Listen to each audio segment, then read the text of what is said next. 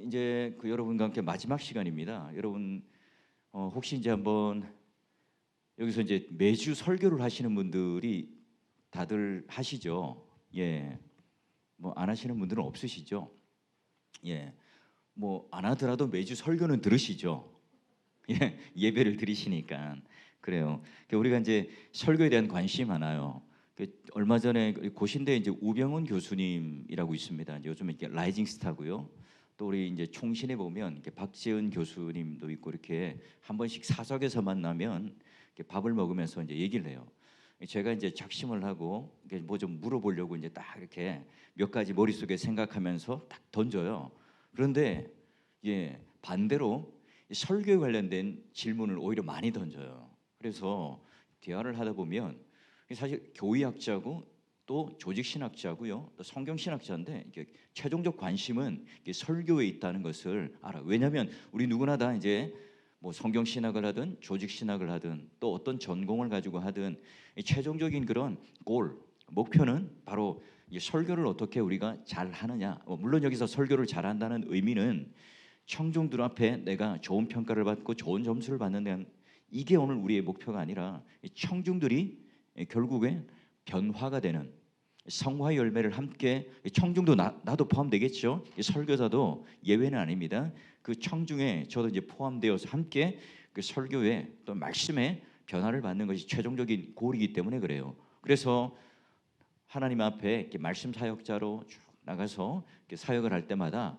때로는 이 영광스러운 일을 하나님께서 나에게 맡기셨구나. 자, 이런 마음의 소명과 뿌듯함이 있을 수도 있고요. 때로는 여러분 잘 알다시피 설교를 했는데 청중들이 리액션이 없어요. 리바운드가 안 될 때도 있죠. 내가 그렇게 준비를 하고 열심히 내가 기도도 하고 막 칼을 갖다가 예리하게 갈았어요. 막 사심이 그 칼날을 예리하게 갈아서 이제 이 청중들은 다 죽었다. 내가 이 한 주간 준비했던 이 말씀을 가지고 선포하면 이 청중들은 다 쓰러질 거다. 이게 내가 이 칼을 가지고 한번 쓱 복음의 칼날을 베면 나도 모르게 쓱 지나갔는데 손혈이 낭자하는 막 그런 모습으로 나타날 거야. 웬걸요? 마치 장난감 칼로 간지럽히듯이 쑥 찔렀는데 아무런 변화가 없죠. 리액션이 없어요. 그럼 여러분 어떠세요? 그 주일 저녁에 여러분 이 자괴감, 절망감 뭐 이런 것들 느껴본 적 있으십니까? 워낙 설교들을 잘하시고 또 사역들을 잘하시니까 저 그런 기억이 별로 없는데요 하시는 분도 있을 겁니다.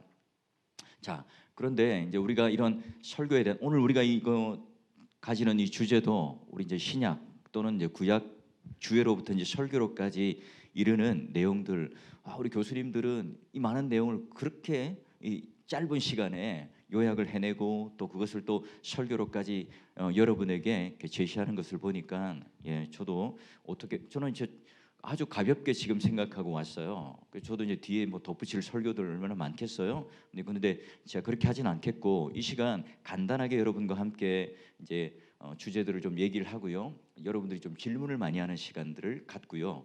또 배가 고프니까 도시락이 곧 도착할 겁니다. 그래서 여러분 조금 일찍 마치는 것을 예상으로 하지만 여러분이 또 질문이 많으면 시간이 또 채워질 것 같아요. 자, 여러분 우리가 이 한국 교회에 얼마 되지 않지만 여러분 줄곧 어렸을 때 하면 좀 말이 이상하죠. 저도 사실 그렇게 나이는 어리지 않습니다. 여러분 보시기에 한 30대처럼 보이죠. 근데 저도 반백년 살았습니다. 자, 그런데 여러분 어릴 때 들었을 때 설교가 어때요? 삼대지 설교 아니었습니까? 삼지창 딱 이렇게 꽂으면 무조건 목사님은 이제 첫째, 둘째, 셋째. 근데 그 첫째, 둘째, 셋째가 이렇게 동의가 되지 않아요. 그래서 이 성경과는 동떨어진. 어떤 본문을 해도 삼대지, 삼지창을 찔러서 얘기를 하세요. 이게 뭔가 이렇게 윤리적이고 도덕적이죠. 근데 또 우리 어때요? 이게 이제 또 연역적으로 우리들에게 다가와요. 이미 딱 보면 오늘 목사님이 무슨 설교를 할 거다 예상이 딱 돼요. 딱 들어맞습니다. 그래, 내가 도사야. 이제 목사님 설교는 내가 이제 다 꿰다. 이제는 다 이해하고 있지. 이런 식으로 되니까 여러분 말씀을 들을 만한 어떤 마음의 동기부여, 호기심이 없어요. 그죠? 이런 게 오늘 한국교회 전통이었고요. 그게 바로 이제 서구 사회에 있어서의 그런 연역적인 설교, 또는 인물 도덕적인 설교로 인하여 오늘 우리가 설교에 대한 흥미를 잃었다고 하는 것이 화두였습니다. 그래서 여러분 새로 이제 우리에게 던져진 화두가 뭐냐면 뉴 하모닉스 새 설교학이라고 하는 것이 이제 등장했어요. 이제 저쪽에 이제 학파들이죠. 이제 자유주의라고 하는 신학을 가지는 학파들이 주로 가지는 내용들이 뭐냐면 이 전달에 관심을 가져요. 오늘날 커뮤니케이션 설교라고 하는 것은 궁극적인 목적은 우리 청중들 나와 함께 호흡을 하는 청중들이 이해가 되어야 된다. 커뮤니케이션이 되어야 된다 하는 것이 이제 중요한 화두였던 거예요. 이제 그렇게 하기 위해서는 어떻게 되겠습니까? 전달, 딜리버리에 이제 굉장한 관심을 가지는 거예요. 그러면 어떻게 되겠습니까? 청중을 이해해야 되겠죠. 이 청중은 어떤 생각을 가지고 있고 어떤 데 관심을 있느냐. 이런 것에 대한 청중의 이해를 해요. 왜요? 그 사람들에게 잘 전달하기 위해서. 자, 이제 이런 식으로 이제 가다 보니까 우리가 이 설교라고 하는 것이 오늘 우리 신약과 구약의 성경 신학자가 지금 했지만 여러분 얼마나 긴 시간 동안 이 본문에 대한 치열한 다툼과 싸움이 있었던 것을 우리들에게 실제로 보여주었잖아요. 원어로 또는 이 문맥으로 역사적인 문법적인 어떤 의미들을 드러내기 위해서 많은 주석들을 참조하고 또 기도하고 묵상했던 이 내용들을 가지고 여러분들과 함께 나눴잖아요. 그 치열함이 있었잖아요. 우리가 엿볼 수 있어요. 자, 그런데 이런 뉴 하모닉스 말하자면 전달을 중심으로 하는 분들에게 있어서의 관심은 뭐겠어요? 이 텍스트보다는 뭐겠습니까? 전달하는 데 관심이 있겠죠. 얼마나 내가 아나운서처럼 말을 잘하는가, 얼마나 사람들과 호흡할 수 있는 제스처를 내가 가질 것인가. 그러니까 성경에 대한 관심, 신학에 대한 관심, 그 신학과 성경을 통하여 주는 오늘 우리에게 주는 그 영혼을 변화시키는 그런 힘에 대한, 그래서 예수님처럼 바울처럼 예레미야처럼 설교하는 것에 대한 관심은 있어요. 그러나 예수를 설교하잖아요. 청중에 대한 이해는 많아요. 그런데 오늘 이 청중 이 제일 앞에 예수님께서 앉으셔서 지금 내가 하는 이 설교를 예수님께서 그래 네가 설교자인 네가 지금 이 말씀을 전하고 있는 네가 내 뜻을 내가 했던 복음의 메시지들을 잘 전달하고 있구나. 너희 교회가 너 설교자가 바로 이 하나님 나라라고 하는 것을 잘 드러내고 있구나. 계시의 점진성을 잘 드러내고 있구나. 그리고 오늘 성경이 말하고 있는 그 원래의 저자의 뜻을 잘 말하고 있구나 하는 것을 동의해주고 끄덕하고 이렇게 받아들일 수 있느냐. 이게 굉장히 중요한 우리에게 화두죠. 근데 우리는 설교를 할 때 눈에 보이지는 않지만 예수 그리스도께서 이 청중석 이 한가운데 앉아 있다는 그런 우리 의식을 가지고 설교를 하세요? 아니면 사도 바울이 만약에 내가 이제 설교 이 강대성에 딱 올라오기 전에 저도 이제 아이패드를 이용하기 때문에 올라오기 전까지 계속 원고도 수정하고 사실 안 해도요 벌써 목요일 정도면 다 끝나요. 설교 원고를 더 이상 보지 않아도 외우고 싶어서 외우는 것이 아니라 외워줘요. 그죠? 그렇잖아요. 그런데 그럼에도 불구하고 계속해서 원고를 붙들고 갑니다. 근데 여러분 내가 이렇게 최종적으로 올라가는 그 원고를 딱 들고 강대상에 딱 올라갔는데 그 전에 내가 이제 바울 선생님에게 사도 바울에게 이거 좀 첨삭 좀 해주세요 했다면 사도 바울이 어떻게 할까요? 빨간 펜 딱 들고 촥촥촥촥 그을까요? 아니면 합격 A+ 이렇게 매겨줄까요? 여러분 우리는 그런 의식을 하고 설교 준비를 하고 있나요? 아니면 오늘 여기 앉은 이 청중들이 오늘 또 내가 했던 우리 이제 여기 질문했던 우리 이제 하대중 목사님이 아까 질문하신 낭비라는 단어, 내가 또 내 세계 속에 있지 않은 낯선 단어가 오면 여러분 책에 뭐 모략이라는 단어도 있고 뭐 이런 좀 단어들이 있으면 듣기에 불편해요.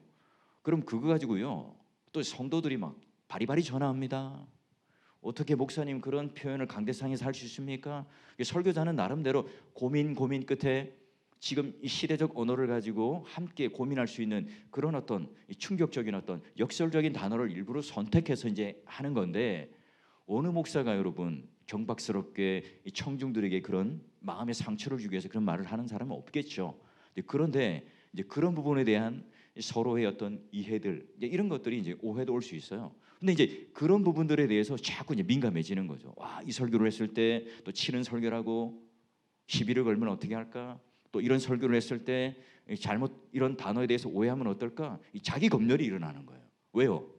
하나님께 기도하고 예수님께서 오늘 우리의 청중이 되시고 사도 바울이 오늘 내 설교 원고를 첨삭하는 자로서 있다. 이런 의식을 가지고 우리가 이제 설교 준비를 하고 하나님 앞에 단독자로 딱 서서 조용히 묵상하면서 또 기도하면서 엉덩이를 딱 붙이고 목양실에서 이 설교를 준비할 때 과연 지금 우리가 이제 수많은 스킬들 또는 방법론적인 것들 요즘에 또 여러분 얼마나 많은 이 설교를 준비하기 위한 그 펑션들이 많습니까?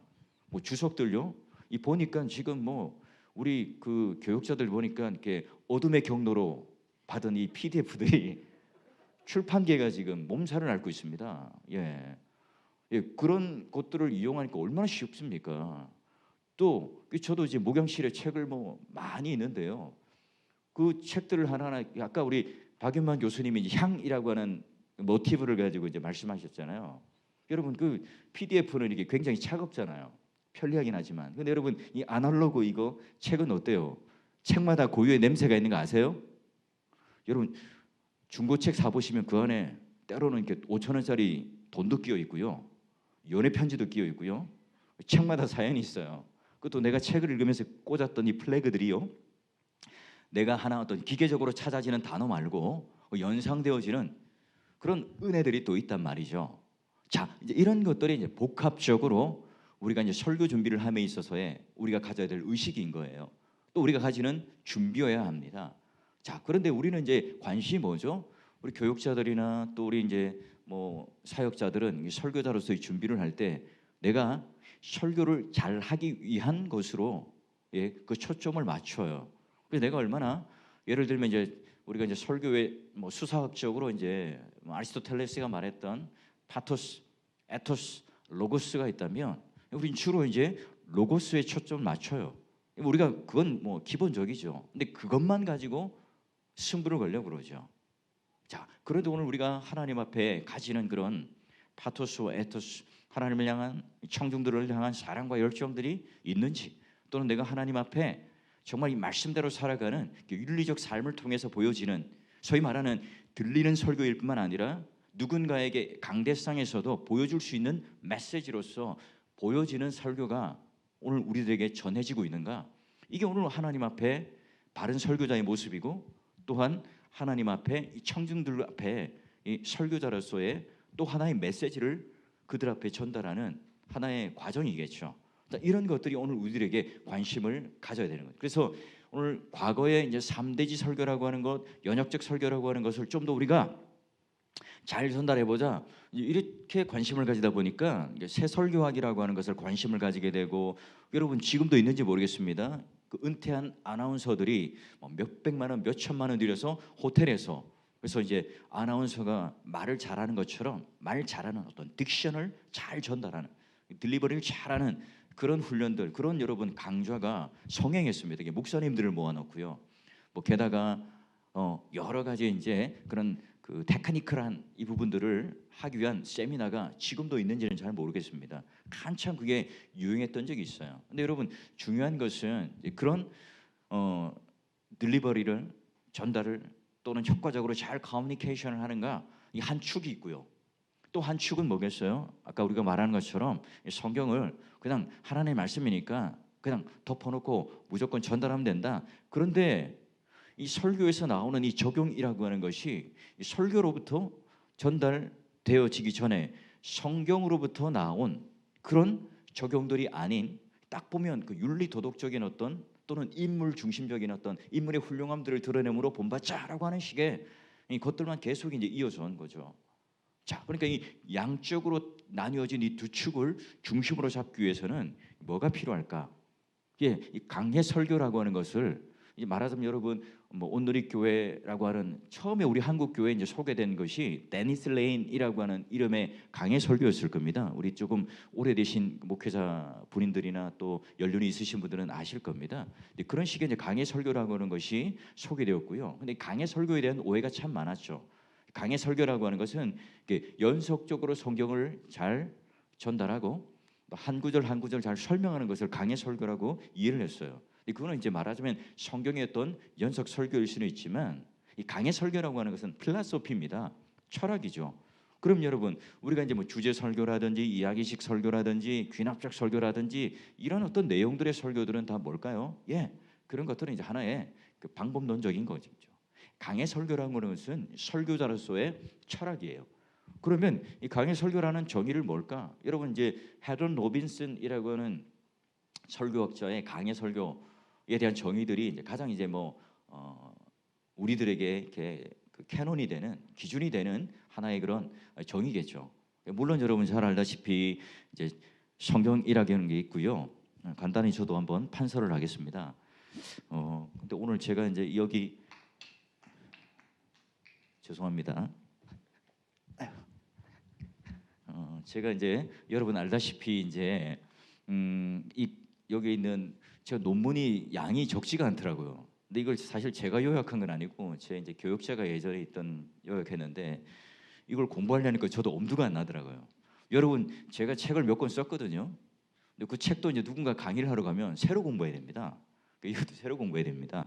오늘 이제 여러분 한번 봅시다. 이제 중요한 것은 이제 우리 강해 설교라고 하는 것에 대하여 또 우리 신약과 구약 신학자가 우리 앞에서 말씀하신 것처럼 중요한 것은 여러분 이제 우리가 텍스트라고 하는 게 바이블이라고 하는 게 있으면 이게 오늘 우리들에게서 가장 중요한 권위죠.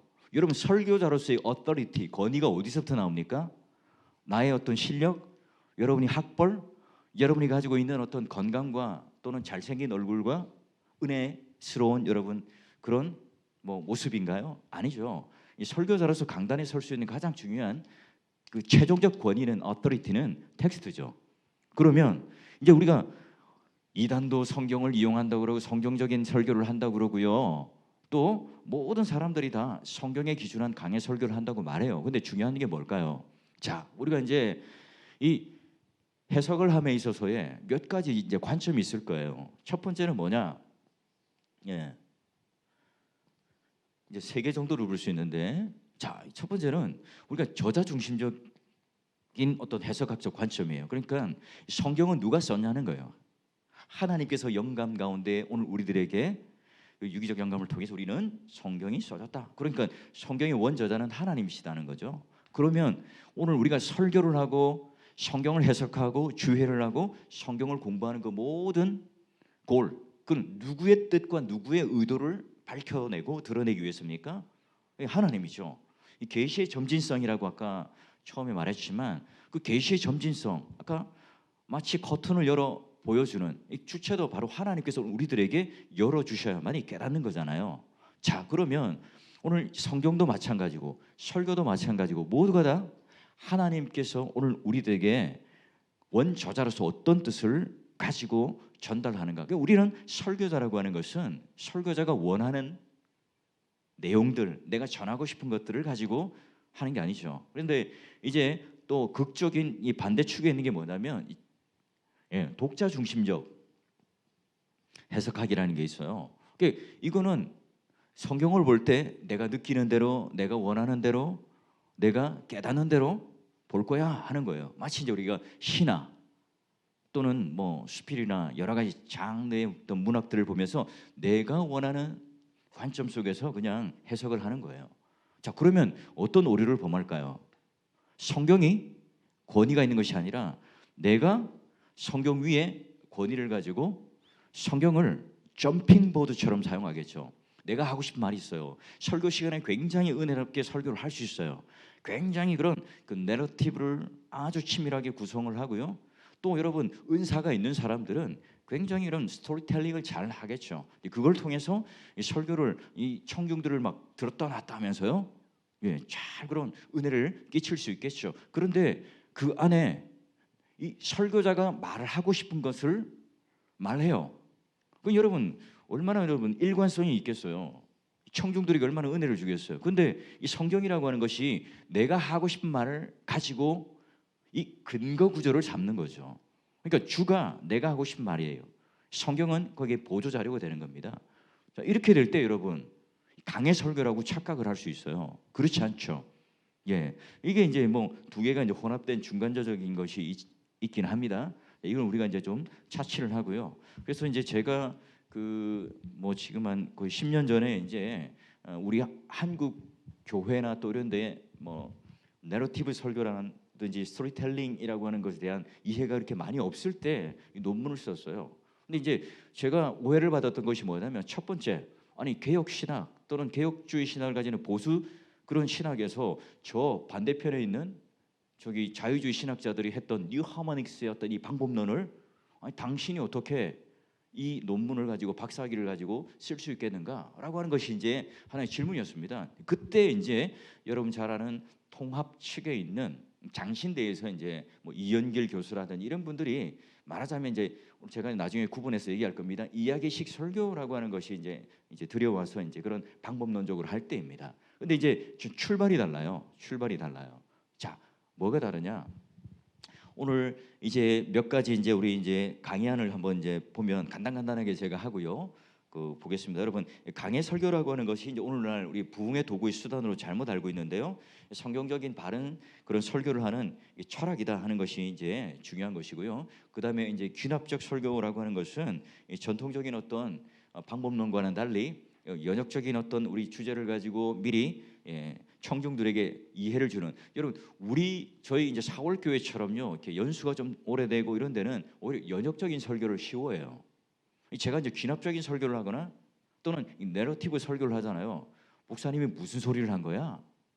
이렇게 됩니다. 근데 젊은 사람들 와 설교가 신선하네, 설교가 새롭네, 이라고 이제 반응을 해요. 여러분 그것을 잘 선택하셔야 됩니다. 이렇게 청중들에 대한 이해를 잘 하셔서 이 청중들이 이제 말하자면 이런 방법론적인 것에 대해서 이해를 못하고 받아들이지 못하는데 내가 생각하는 것은 이게 옳아라고 여러분 한다면 그분들과 호흡을 못하겠죠. 자, 그리고 이제 이야기식 설교라고 하는 것은 바로 이제 그 설교의 하나의 방법론이에요. 기납적인 설교 방법론인데 많은 그런 그 오해들과 또는 순기능과 역기능에 대해서 한번 좀 제가 설명을 하면요. 이 순기능을 한번 볼까요? 보시면 우리가 이제 세 번째만 한번 봅시다. 플롯을 적극적으로 활용하는 이야기식 설교의 발전이 있다. 뭐 나머지는 한번 읽어보시면 알 거고요. 플롯을 적극적으로 활용한다는 이 플롯은요, 성경에 있는 이야기식 구조 속에 있는 플롯입니다. 여러분 요셉의 이야기도 기승전결이 있죠. 그리고 그 안에 중요한 모티브가 뭡니까? 옷이라는 모티브를 찾아낼 수 있죠. 그 색동 옷, 그런 왕들이 입는 그런 옷을 입었다. 그리고 그 다음에 종의 옷을 입었다, 죄수의 옷을 입었다, 다시 세마포 옷을 입는 총리 대신에 있는 옷을 입는다라고 하는 식으로 이제 옷을 계속 갈아입는 것으로의 그런 어떤 이야기 어떤 모티브를 가지고 기승전결의 플롯이 있잖아요. 근데 여러분 성경의 플롯을 우리가 그대로 바라볼 때 와 성경은 너무 어려워 이렇게 말하는 사람들이 꽤나 됩니다. 근데 여러분 매일 보는 드라마 어때요? 또는 토요일, 일요일 날, 주일 날 하는 그 주말 드라마 이런 거 보면 저는 이해를 못 하겠어요. 너무 복잡해가지고. 이 가계도를 그려보면 이야기를 제 아내가 옆에서 막 설명해도 이해가 안 돼요. 성경이 훨씬 쉽거든요. 구절을 보면. 근데 설교는 어렵다고 그러고 성경은 어렵다고 그러는데 그 매일 보는 그 불륜 드라마, 막장 드라마는 너무 은혜스럽게 봐요. 아이러니한 거죠. 뭐예요? 내가 지금 거기에 이제 관심이 있느냐 없느냐에 따라 달라지는 거겠죠. 자, 그래서 오늘 우리가 플롯이라고 하는 건 두 가지 어떤 그런 스탠스 속에 있을 수 있을 거예요. 우리 자유주의 신학자들이 이제 전달에 관심을 두면 내가 하는 이 설교를 잘 구성하고 짜는 것을 플롯에 대한 관심을 가지고 그 중점을 둘 수 있겠죠. 근데 우리는 어때요? 성경을 정확무구한 하나님 말씀으로 믿는 사람들 아닙니까? 그렇기 때문에 지금 제가 말씀드리는 이 플롯은요, 성경이 본래 가지고 있는 구조를 말합니다. 성경이 원래 가지고 있는 기승전결의 또는 위기절정의 결말의 플롯을 말해요. 자, 이것을 그대로 잘 드러내는 그런 것들을 할 때 여러분 우리가 뭐 단어, 문장 이것만 하나님의 영감된 겁니까? 아니잖아요. 여기 성경 안에 있는 그런 배열들, 특히 우리 이제 신약을 또 우리 전공하신 또 마가복음을 전공하신 우리 박윤만 교수님도 잘 아시겠지만 그 안에 뭐 샌드위치 기법이라든지 많은 그런 그 문학적 기법을 통해서 그 드러내잖아요. 그 자체가 이야기가 그냥 그 중간에 슬쩍 그냥 무질서하게 끼어들었는 게 아니라 저자의 의도가 있잖아요. 마찬가지로 또 구약을 또 우리 전공하시는 분도 마찬가지잖아요. 그 이야기에 있어서는 평행법을 가지고 얘기한다든지 아니면 그런 클로징 기법을 가진다든지 많은 그런 문학적 기법을 가지고 있는 것 자체가 그것도 하나님께서 우리들에게 주신 영감이고요. 또 그런 성경의 무한 저자의 의도를 담은 거겠죠. 이 구조적으로 담은 걸 겁니다. 마치 이제 아까 그 거룩한 낭비라고 하는 이 표현을 의도적으로 그 단어를 선택해서 이 설교자가 한 것처럼 여기에 그 모든 이야기도 오늘 하나님의 그런 의도가 담겨 있는 거죠. 그 의도가 담겨 있는 것을 설교자가 더 오늘날 이 시대를 살아가는 지금 오늘 21세기를 살아가고 있는 한국 사회에 살아가고 있는 성도들에게 그 신학적 메시지를 잘 만들어서 오늘 나의 인격을 통과하고 또 내가 하나님 앞에 소명을 받아서 그런 성경을 연구하고 공부했던 내용들을 잘 소화해서 시대적 간격 있기를 해주는 그런 역할들이 바로 설교자의 역할일 겁니다. 그러면 오늘 우리가 얼마나 내가 이 글쓰기를 잘하고 전달을 잘하고 그런 설교적인 어떤 구성에 대한 이 플롯을 잘 짤 것인가? 이것 이전에 뭘 해야 되겠어요? 이 성경이 본래 가지고 있는 이 플롯이 과연 어떤 성경적인 하나님의 의도를 가진 비블리컬 프리칭을 하기 위한 중요한 그런 권위를 가진 텍스트이냐? 이걸 가지고 내가 접근하는 것이 중요하겠죠. 근데 이것이 이제 무너지고 내가 마치 성경을 통해서 내가 해석되어지는 것이 아니라 내가 이제 성경을 어떤 해석하는 자로서의 권위를 가진 자가 되면 어때요? 잘 쪼개져. 단어, 헬라어, 뭐 히브리어, 라틴어, 아람어, 기타 등등의 많은 그 언어들을 가지고 잘 쪼개고 잘 분석하고 파싱을 할 수 있어요. 근데 과연 이제 그 다음이 뭐예요? 내가 지금 그것을 분석하고 쪼개는 자가 되어서 잘 했지만 그게 오늘 나와 설교자인 내와 내가 그것에 일차적인 청중이 되는 내가 상관이 없어요. 그러면 지금 그렇게 하는 작업들의 모든 것들이 무의미한 것이겠죠. 자, 그래요. 그래서 오늘 설교로서의 순기능을 가지는데 우리가 성경이 이제 이야기가요 한 70%로 되어 있습니다. 내러티브가요. 성경의 구약은 더 많고요. 신약도 마찬가지죠. 신약에 있는 말하는 명령법과 직설법으로 되어 있는 뭐 바울 서신의 어떤 이 내용을 제외하고는 또 대부분의 그런 내러티브와 이런 이야기와 플러스로 되어 있는 게 성경의 이야기입니다. 여러분 성경은 어려운 책이 아니라 흥미로운 책이고 우리가 보는 그런 일일 드라마보다 더 여러분 스펙타클한 하나의 그런 플롯이 있는 이야기입니다. 우리가 아까 봤던 것처럼 성막의 이야기로부터 마리아의 이야기까지 얼마나 극적인 이야기입니까? 또 여러분 느헤미야가 지금 이제 페르시아 궁에서 바사궁에서 기도를 하면서 이 예루살렘을 향하여 애타는 마음을 가지고 기도하고 있는 이 모습이요 얼마나 여러분 극적인 장면 속에서 결국은 수많은 그 어려움과 난관과 역경 속에서 성벽 봉헌식까지 이뤄내고 그것으로 끝내는 것이 아니라 이제 삶의 개혁까지 이끌어내는 이 장면을 보면서 우리는 얼마나 도전을 받습니까? 그 수많은 그런 적들과 또 이런 음의 세력들 앞에서 우리는 뭘 느낍니까? 아, 그게 바로 나이구나. 내 속에 이런 악들이 존재하는구나 느끼잖아요.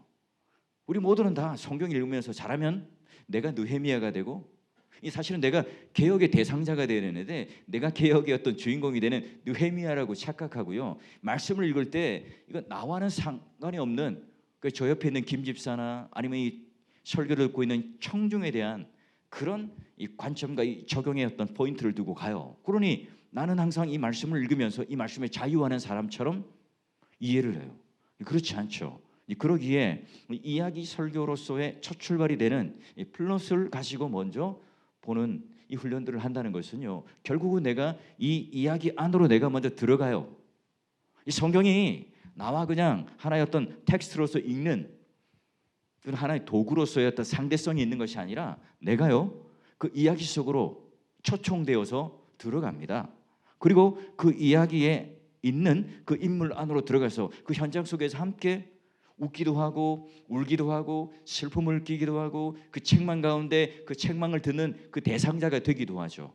그런 데서 내가 먼저 그 변화된 어떤 1차적인 청중이 되는 그 작업들이 바로 성경을 이야기로 플러스로 읽어내는 첫 번째 이유이기도 합니다.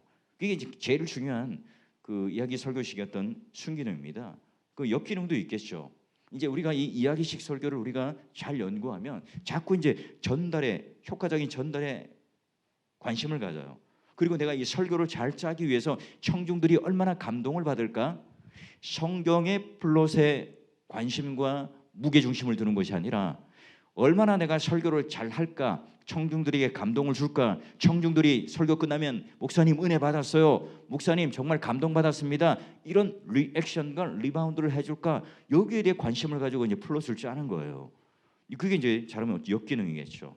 그리고 이제 성경에 그 우리가 항상 중요한 것은 강해 설교의 가장 중요한 것은 한 패러그래프, 사상의 단위, 말하면 여러분 빅 아이디어가 될 수도 있고 메인 아이디어를 두고 거기서 하나님의 그 의도와 뜻을 전달하고 또 설교를 하는 것이 제일 중요한 설교의 목표 아니겠어요? 그런데 메인 아이디어를 벗어난 그런 독자 중심의 해석학을 가지고 이게 벗어나 버리는 그런 결과도 있을 수도 있고요. 아니면 이제 그 이야기를 잘 설명하면서 오늘 그 하나님께서 주인공이 되어야 되는데 이렇게 다윗에게 은혜를 주고 느헤미야를 통해서 기도를 통해서 오늘 하나님께서 그런 이스라엘 백성들을 통하여 예루살렘 성이 하나님이 떠났던 하나님께서 그 임재와 통치가 없던 그런 폐허가 되었던 이 땅에 오늘 하나님께서 다시 임재하시고 통치하시는 일들로 이들이 즐거워하고 기뻐하는 일들에 대해서 하나님이 주인공이 되어야 돼요. 또 향이라고 하는 것들을 통해서도 하나님이 주인공이 되어야 되잖아요.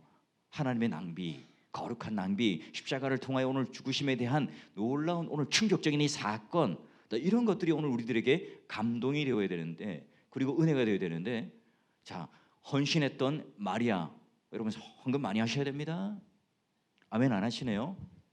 자, 여러분 그런 모습들로 이제 잘못 가는 거죠. 그리고 이제 느헤미야처럼 자, 김검사, 박권사 요즘에 새벽기도 안 보이대요? 새벽기도 나오세요? 느헤미야 보세요. 다니엘 보시라고요.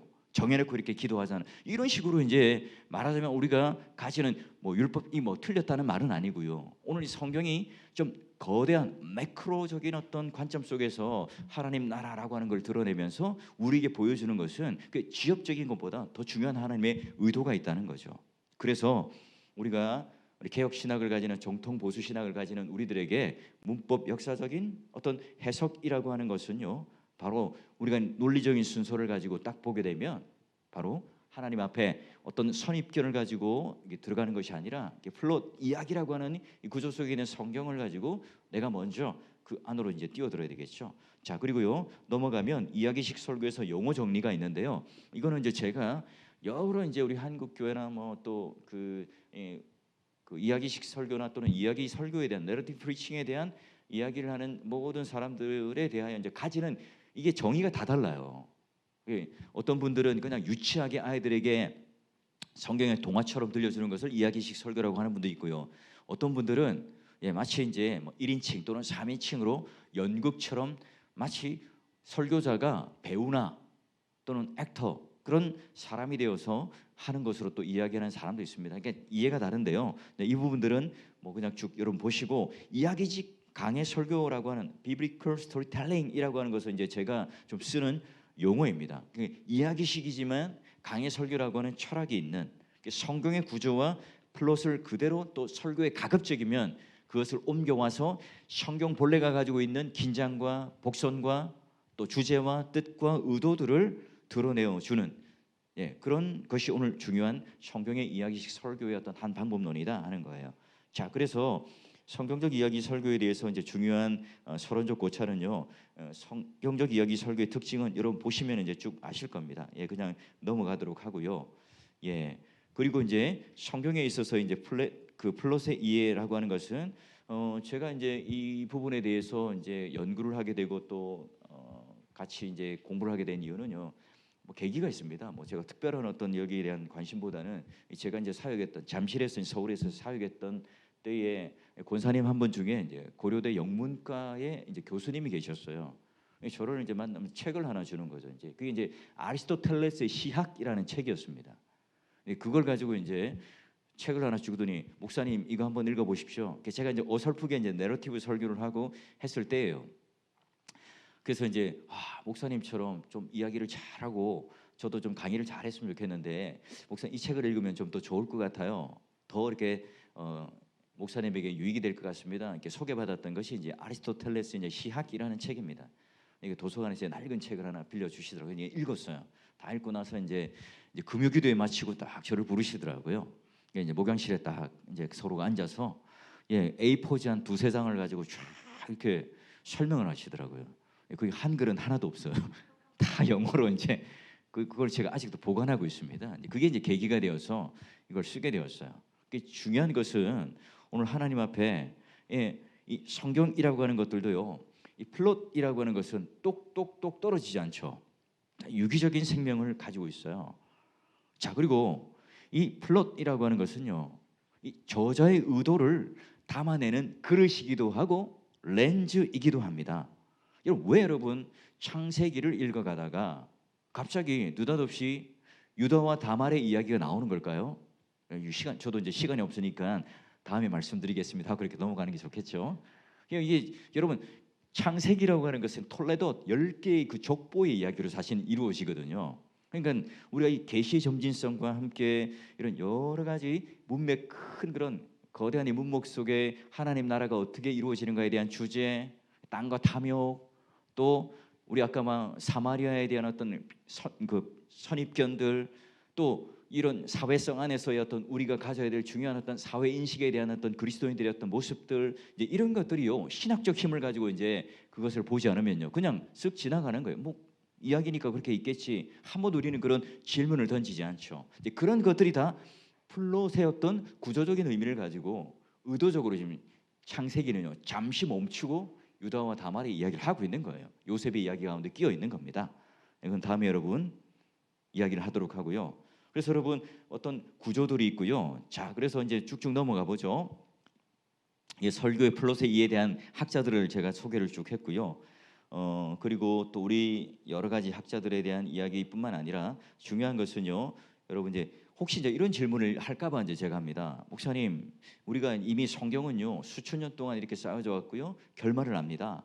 그러면 성경을 여러 번 읽은 또 수많은 설교를 들은 이분들에게 이런 어떤 그런 흥미나 또는 서스펜스를 느낄 수 있을까요? 라고 이제 이렇게 질문할 수 있잖아요.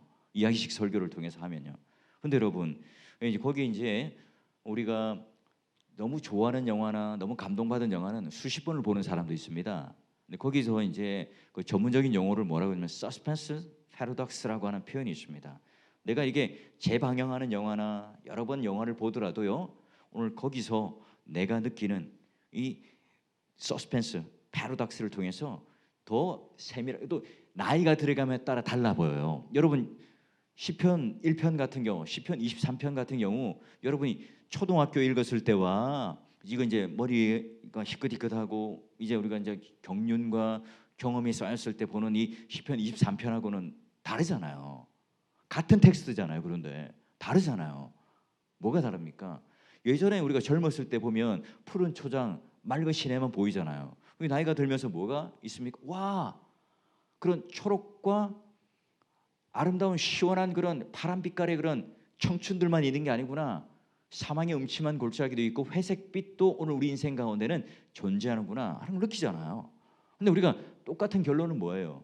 황금빛이라고 하는 주님 오늘 우리에게 허락하여 주신 하나님 품 성전, 하나님의 임재가 있는 건 놀라운 은혜의 그 황금빛이 오늘 우리들에게는 결론적으로 있다는 사실을 알기 때문에 와, 주님의 인애, 헤세드, 선하심과 인자하심이 나를 쫓는다. 내가 쫓는 것이 하나님께서 오늘 우리를 쫓아서 지금 붙들고 그런 놀라운 인생의 이런 종말론적인 긴장감을 가지고 살아가지만 궁극적으로 우리는 그런 승리 속에서 이 원수들이 딱 상앞에 있고 우리는 뭐 기름이 머리에 부어지며 넘치는 그 복을 누리며 영광을 맛보는 사람들이다. 이 결말을 아는 그런 내용들을 가지고 읽지만 그 지겨우세요?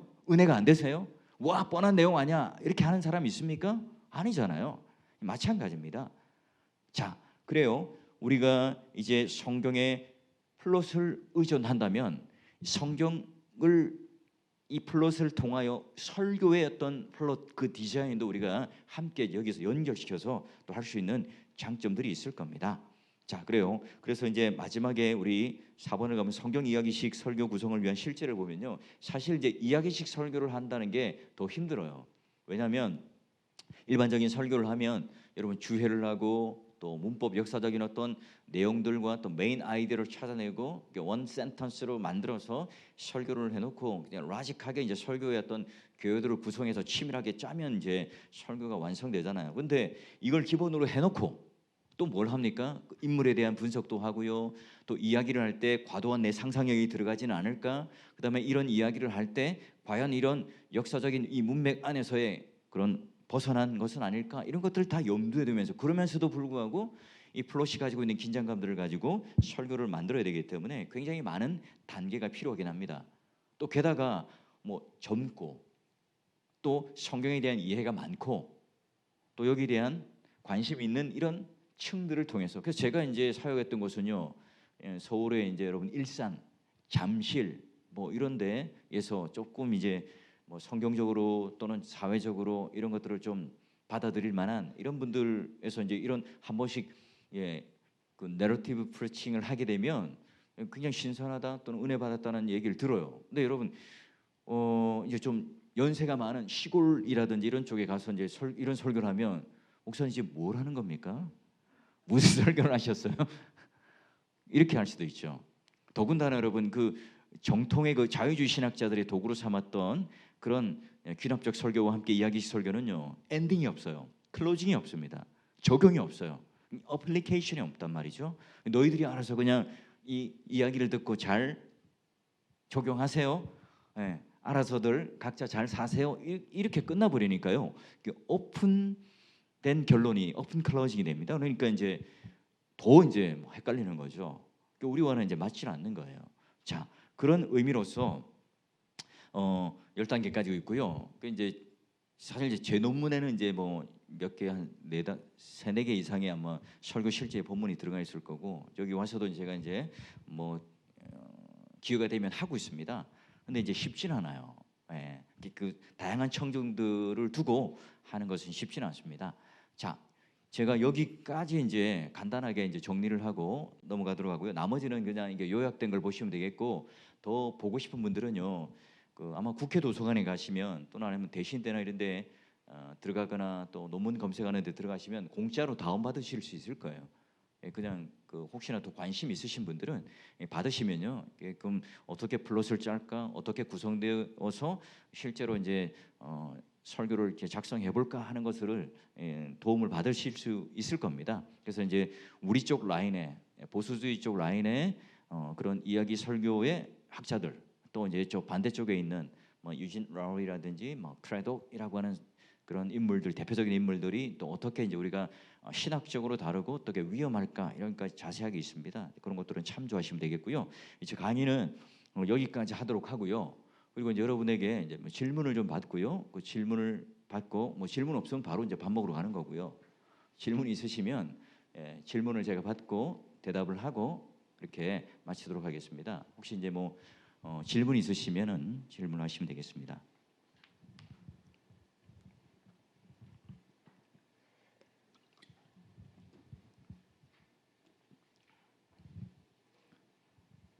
예, 예, 저기 소심하게 손 드신 분이 계세요. 저도 굉장히 소심한데 부끄러운. 강의 잘 들었습니다. 뭐 예. 다름이 아니고 그러면은 우리 교수님은 앞으로 우리 한국교회가 지향해야 할 그런 설교 어떤 방법이라든지 형태가 있다면 어떤 쪽으로 가야 한다고 그렇게 생각하시는지 궁금합니다. 예, 뭐 아까도 말씀드렸지만 우리가 이제 강해 설교라고 하는 이 철학들을 놓치지 않고 갔으면 좋겠고요. 3대지냐 뭐 아니면 주제 설교냐 뭐 이런 것들이 오늘 우리는 이제 방법론인데 그걸 가지고 옳다 그르다 이렇게 할 필요는 없을 것 같아요. 얼마든지 지금 뭐 여러분 잘 아는 뭐 이찬수 목사님이라든지 다른 또 이런 분들은 또 이대지를 가지고 또 설교를 하는데 뭐 충분한 그 강해 설교에 중심을 두고 하기 때문에 또 그런 은혜를 받을 수 있으니까요. 그래서 중요한 것은 그런 강해 설교로서의 철학을 가지는 게 중요하고요. 그리고 이제 우리 그 신학교 교수님들이나 또는 우리 믿음의 선배들이 만들었던 성경 대한 그 건전한 주석들과 함께 또 그 카테키즘, 요리문답이나 교리 등이 함께 우리 안전한 울타리로 있게 된다면 그 설교자로서의 어떤 그 안전한 울타리 속에서 함께 이렇게 설교하는데 그런 목표와 또 그런 결과와 열매들을 뭐 맺을 수 있을 거라고 생각이 됩니다. 그러니까 우리가 이런 신학교의 그런 충분한 이 교육들을 마치고 이제 끝나는 것이 아니라 이렇게 지속적인 신학교로부터의 이제 연구 그런 결과물들을 또 우리가 계속해서 같이 함께 뭐 우리가 공급받아야 되겠고요. 더불어 이제 우리가 오랫동안 있어왔던 그 교리문답을 통해서 그런 렌즈도 또 우리가 필요할 거고요. 또 우리가 바른 그런 철학과 또 신학에 대한 스탠스를 잘 붙잡고 이렇게 가면 될 거라고 생각됩니다. 예. 예. 네. 먼저 교수님, 제가 마이크 잡아서 교수님들끼리는 원래 동업자들끼리는 잘 질문 안 하는데요. 예, 예. 질문 하나는 명예롭다고 생각돼서 예. 질문드립니다. 이게 사실 교수님께서 목회 사역을 하시면서 청중들이 다양한 청중층이 있는데 뭐 사회적인 직업이나 아니면 정치적인 성향이나 아니면 지역적인 특색에 따라 받아들이는 방식이 다양하리라고 생각됩니다. 뭐 교회마다 일정한 층을 보고 그 설교 방법을 선택한다는 게 쉬운 일이 아닌데 그 교수님이 보실 때 예. 이렇게 연령층마다 잘 들려지는 그런 설교 기법이 있지 않겠습니까? 20대, 30대, 40대 교수님 추천하시는 바가 있으신지라는 그런 생각을 해보고요. 또 하나 그런 질문과 함께 사람이 자기 설교 스타일 바뀌기가 그렇게 힘든데 맞습니다. 뼈 아프게 힘들고 바꾸려고 해도 정말 힘든데 교수님은 그러한 고민들을 어떻게 해소하시는지 한번 질문 드리고 싶습니다. 네. 예. 굉장히 실제적인 질문입니다. 그죠? 근데 그렇게 그 우리는 이제 젖먹이 아이부터 노년이 있는 분까지 다 들어오는데요. 공예배 이제 같이 다 참석하는데 사실 이제 그게 영원한 숙제이겠죠. 예. 그런 방법이 있으면 저도 좀 배우고 싶습니다. 예. 근데 가급적이면 이제 그런 그 부분에 호흡을 하려고 계속해서 노력 중에 있고요. 그다음에 설교 스타일 같은 경우도 뭐 이제 전혀 진짜 뭐 아니면 괜찮은데 사실은 이제 그런 스타일에 대한 불만을 가지는 사람들은요 정말 소수일 거예요. 근데 이제 그분들만 또 말을 해요. 근데 그렇게 해서 이제 자꾸 이제 이렇게 왼쪽으로 갔다 오른쪽으로 갔다 이렇게 흔들리게 되면 오히려 이제 청중들이 헷갈려할 겁니다. 그래서 뭐 우리 이제 개혁 신학을 하는 분들이나 또는 또 공예배 속에 이제 설교자로서 중요한 하나의 모티브가 설교라고 하는 것은 서로가 이제 익숙해지는 과정이라고 정의를 하고 또 생각을 하죠. 그래서 우리 아이들이 공예배에 들어오면 설교라고 하는 것은 사실은 이제 뭐 티칭이 아니잖아요. 그래서 이 아이들도 100%그 설교를 다 이해하지 못하지만 그러는데 이 아이들이 자라면서 아니 우리가 이제 썼던 이런 추상적인 단어들이 있겠죠. 뭐 대속, 구속, 속량, 뭐 은혜 이런 단어들이 당장에 그 아이들이 설명은 되지는 않겠지만 이 아이들이 어떤 단어 하나가 하나의 폴더가 만들어지면 이제 자라면서 그런 그 폴더 안에 그 삶을 통해서 배움을 통해서 또 성경을 배우면서 이 하나씩 이제 정립되어 나가죠. 물론 이제 교리문답을 배우게 되면 정확하게 그런 문장으로 이제 구성되어 있겠지만 그런 지식적인 알면 아니겠지만 그래서 이제 우리 아이들도 이제 그런 쪽에 익숙해져야 되는 것이 맞겠고요. 그래서 뭐 청중들도 이 설교자에 대하여 그 설교에 대해서 이제 익숙해지면 큰 은혜를 받을 겁니다. 그런 것들을 통하여 노력해야 될. 그게 이제 바로 이제 우리 대요리 문답을 보게 되면 설교를 어떻게 들을 것인가에 대하여 여러 개의 이제 문답이 있는 것처럼 그 왜 그런 게 있었겠습니까? 뭐 그 시대 때도 마찬가지고 예수님 시대 때도 마찬가지고 100% 청중들이 다 이해하지는 못했기 때문에 그런 부분에 있어서의 청중들도 이제 노력할 수 있도록 설교자가 그런 부분에 대한 가르침이 있어야 될 거고요. 이 설교자도 이제 마냥 또 이제 무조건 따라오시오 이것보다는 이 청중들에 대한 이해를 잘 해서 청중들과 호흡할 수 있는 그런 뭐 눈높이라든지 아니면 이제 그 청중들이 오늘은 뭐 우리 주일학교 아이들이 들어왔다든지 아니면 또 이제 뭐 여성분들만 있는 그런 청중들이라든지 이런 부분들을 잘 우리가 이해하고 그분들의 눈높이에 맞는 언어와 그 문화적 환경 속에서 함께 말하자면 이제 그런 뭐 상황화 건전한 상황화를 통해서 이제 함께 호흡을 하는 것이 중요하다. 근데 이제 너무 이제 우리 극단적으로 청중에 대한 이해라고 하는 제가 말씀드렸지만 잘못된 이해를 가지고 이제 청중들의 입맛에 맞는 청중들이 기뻐하고 동의하는 그래가지고요 설교 준비를 하는데 이 텍스트와 싸우는 이 시간보다 예화를 찾는 시간, 유머와 우스갯소리를 찾는데 더 많은 시간을 들이는 목회자도 있습니다. 근데 그거 먼저 딱 찾으면요, 이야 오늘 웃긴 예화 또 뭐 정말 청중들이 감동받을 만한 예화가 하나 그럼 설교 준비가 다 된 것처럼 야호 하시는 분도 계세요. 예, 그런 식의 이제 우리가 그 우선순위나 순서가 바뀌어서는 안 되겠다 하는 것이 이제 중요한 설교자로서의 어떤 그 우선순위고 또 프로세스라고 생각됩니다. 예. 여기 먼저 또 여기 여자분도 계신데. 예. 네, 감사합니다. 귀한 말씀 감사합니다. 말씀을 들으면서 이렇게 성경에서 흐르는 거대한 플롯들을 서로 연결시키고 또 등장 인물이 갖고 있는 그 성경이 말하고자 하는 그런 중심 사상을 드러낸다는 것, 그리고 뭐 다양한 배경을 설명하는 것들, 그런 것을 연결해 봤을 때에 좀 전에 하셨던 강좌 1회 하셨던 예? 강좌 1회 하셨던 예, 박윤만 교수님. 예, 박윤만 교수님의 설교가 예. 완전한 내러티브 설교가 되지 않겠나 그 여쭙고 싶습니다. 설교가 어떻다고요? 내러티브 같은 설교가 아닌가? 예. 지금 이제 우리가 지금 제가 이제 설명했던 이야기식 설교라고 하는 것은 첫 번째는 이제 성경은 이야기로 되어 있으니까 우리가 설교할 때도 이 이야기식으로 되어 있는 이 플롯을 가지고 청중들에게 잘 드러내도록 합시다라고 하는 이제 얘기고요. 우리의 설교는 이야기식으로 되어야 해요. 왜냐하면 이제 청중들이 들려야 하니까. 청중들이 이야기를 좋아하잖아요. 그러니까 우리가 그 이제 그때도 이제 고신대 그 교수님, 그 우병 교수님과 대화를 하면서 했던 게, 목사님 제가 우리 고신 측에 있는 목사님들 보니까 설교할 때 거십니다. 근데 뒤에 이중수로라고 생각하는 것입니다.라고 한다든지, 뭐 이제 뭐뭐라고 여겨지게 됩니다.라고 한다든지, 이런 것도 이중수로를 너무 많이 쓴다는 거죠. 이것들이 별것 아니지만 청중들과 대화를 하는, 그래서 이야기식 설교뿐만 아니라 강의 설교에서 굉장히 중요한 하나의 첫 번째 이제 청중들과의 어떤 커뮤니케이션, 우리 측의 신학에서의 커뮤니케이션은 그 한 사람과 1대1로 서로가 딱 만나서 대화를 하듯이 설교를 하십시오라고 이제 요구를 해요. 그 말의 의미는 뭐냐면 뭔가 이게 연설하듯이 하듯이 이제 연역적으로 예전엔 했다면 지금 편안하게 이제 한 청중들을 바라보고 커피숍에 앉아서 하듯, 그렇다고 이제 우리가 권위가 떨어지는 것이 아니라 이제 우리 하면서 그 내용 자체는 굉장히 치밀한 라직한 그런 조직적인 그런 구조를 가진 설교로서의 어떤 준비가 되어야 되지만, 전달하는 과정 속에서는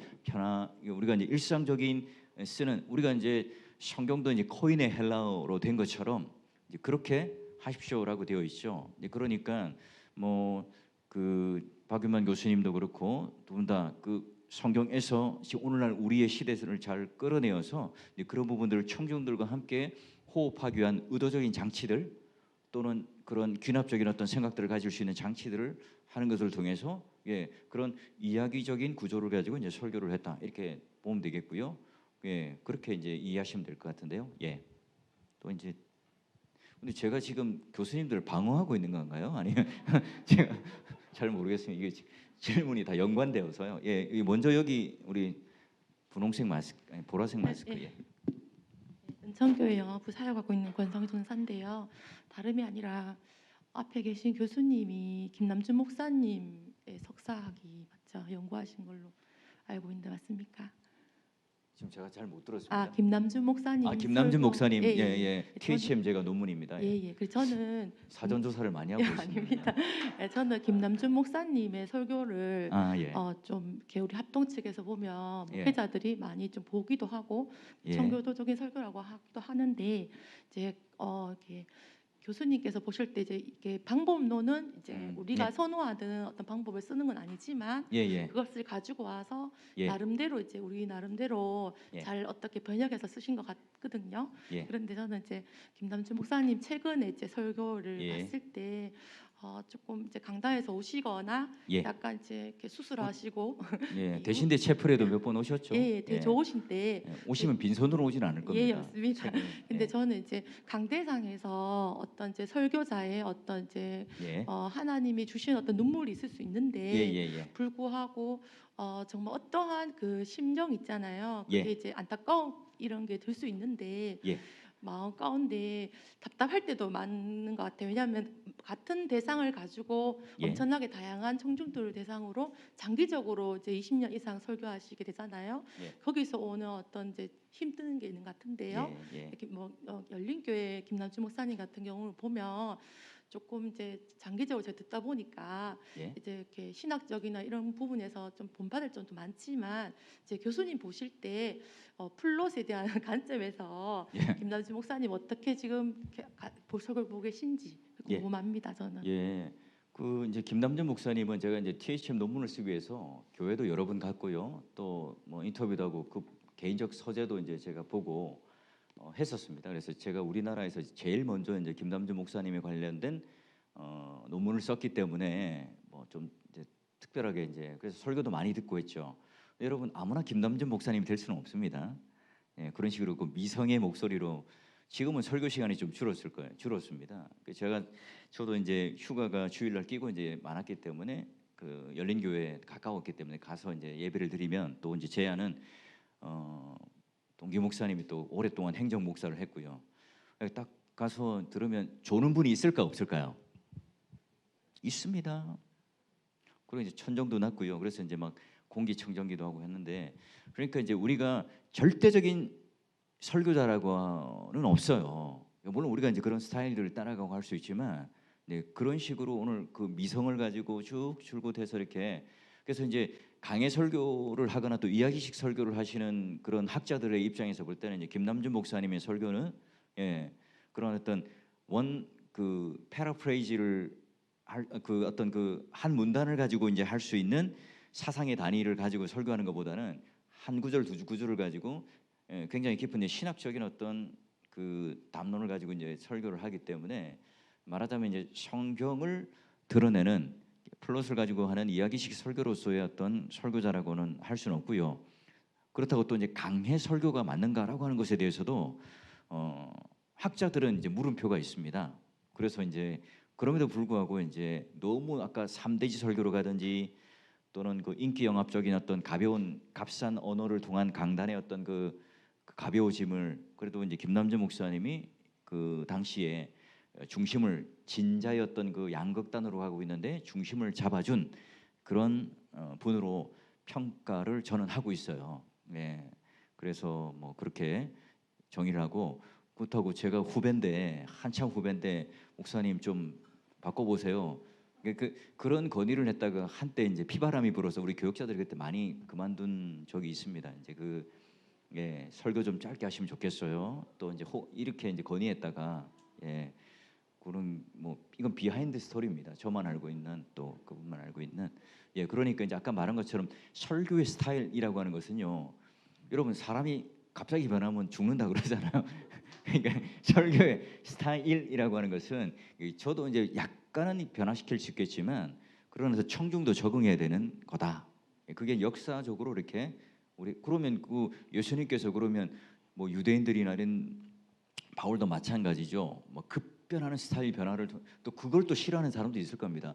주님 재림 오는 그날까지 우리 목사님의 설교에 대해서 우리 뭐 교회도 뭐 1,000명이 넘는 교인들이 있는데 다 만족하지 않습니다. 다 만족하지 않습니다.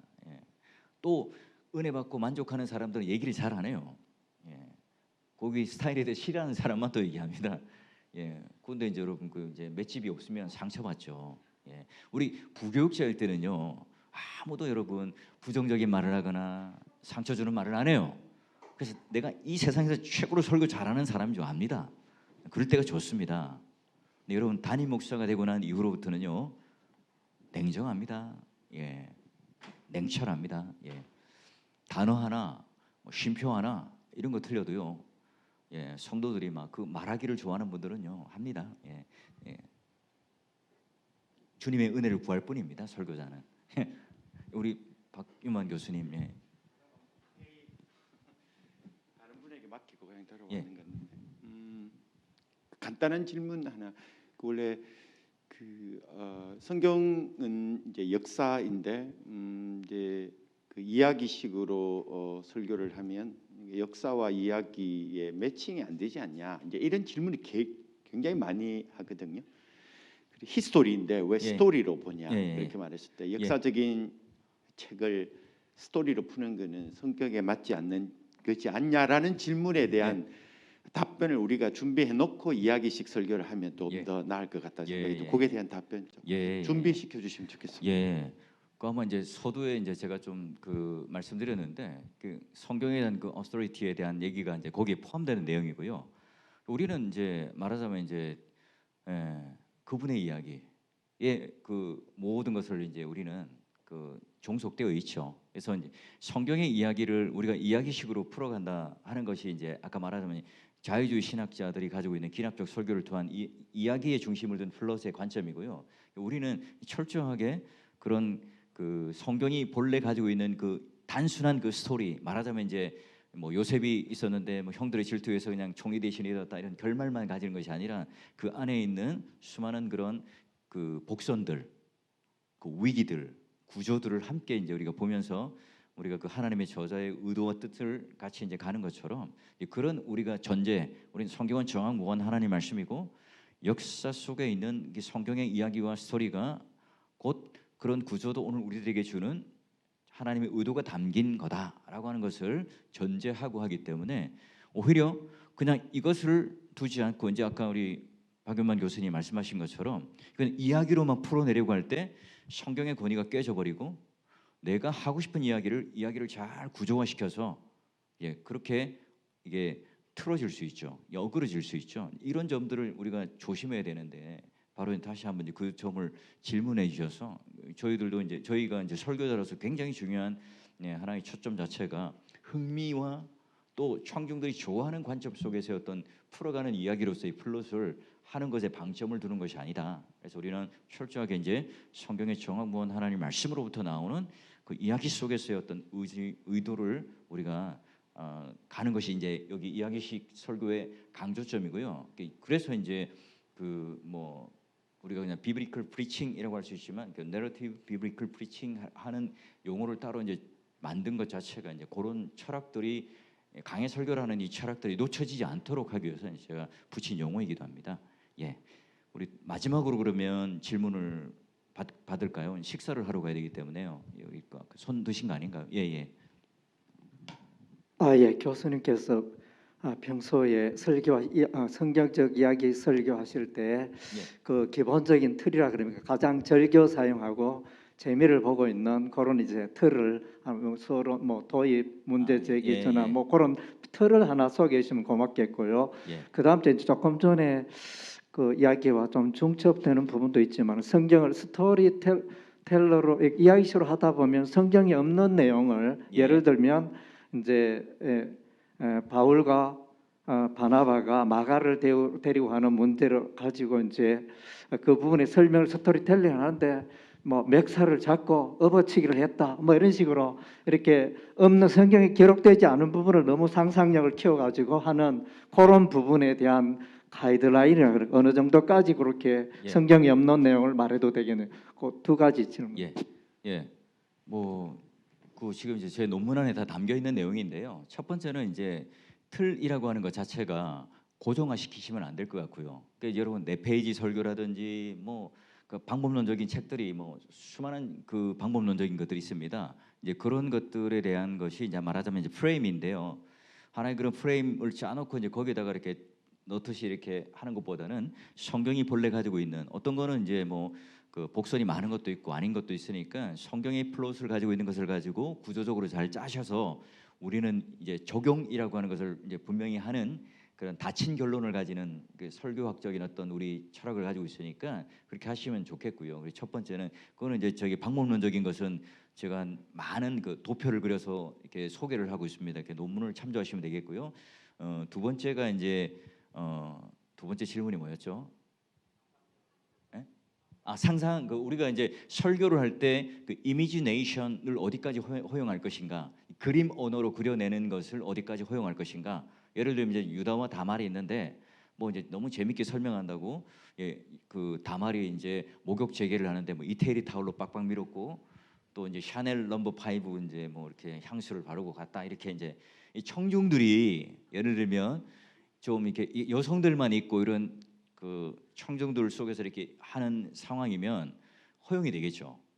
근데 이제 이걸 너무 이제 과도한 그 상상력을 동원해 가지고 이 본래의 뜻이 가지고 있는 말하자면 그 제의적인 창녀라고 하는 이 개념을 가지고 이제 유다와 이 다말이 가늠하는 것보다 더 중요한 건 이제 그 우상에 관련되어서 이제 무너지는 것에 대한 설명이 돼야 되는데 이 그런 것들이 잘못 기울어질 수 있어요. 그러니까 예를 들면 내가 뭐 특강이라든지 아니면 뭐 이렇게 우리 그 여전도의 모임이라든지 이런 쪽에서는 그런 것들을 이제 허용하는 범위 안에서 같이 이제 할 수 있겠지만 가급적이면 이제 우리 공예배 설교 안에서는 성경이 이게 어느 정도 테두리 안에 있는 걸 가지고 거룩한 상상력으로 이제 채울 수는 있겠죠. 말하자면 이제 우리가 공간 복음을 설교를 가지고 이제 한 본문을 가지고 설교한다 이러면 이제 마태, 마가, 누가에 다 같이 나와 있는 본문이 있으면 그 다른 본문이 지금 그 본문에 대해서 이게 보충해주고 있는 우리가 이제 다양성이지만 또 통일성이 있는 획일성이 있는 성경이 아니잖아요. 그러니까 다양성이 있으면서 통일성이 있기 때문에 만약에 이제 내가 뭐 그 풍랑이 있는 바닷가에 잠잠케 하는 그런 걸 하면 다른 본문도